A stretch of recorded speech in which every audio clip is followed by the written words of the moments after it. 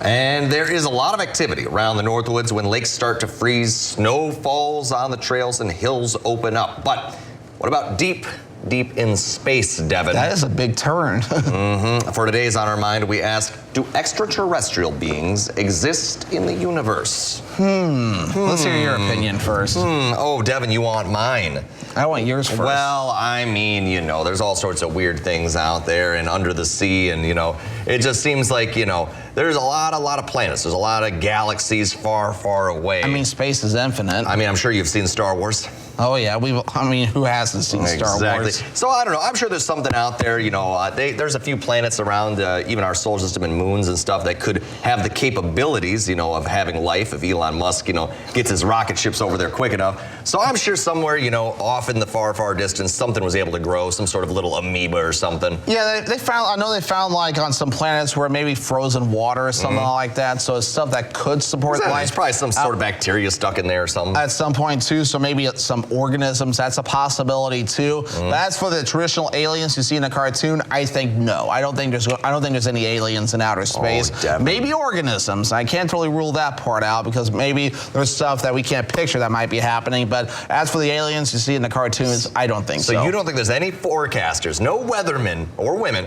out there on other planets? I doubt it. All right. I'd be so much fun. Unless we send Jeff to the moon, where I was like, I know we were kind of talking about where in the world is Jeff Weller yesterday too when we had the weather team together. And now that I think about it, wouldn't it be something if we sent Jeff Weller to the moon? Gosh, I mean, yeah, that would be neat. But my goodness, there's nothing there except dirt and sand, and that's about it. But it's historic.